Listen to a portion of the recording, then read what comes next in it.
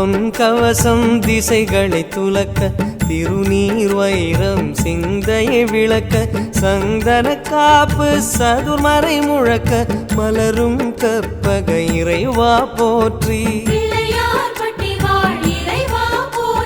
கலியுகம் காக்கும் கணபதி நாதா வலம்புரி நாதா அபயம் அபயம் அபயம் அருளும் இறைவா போற்றி.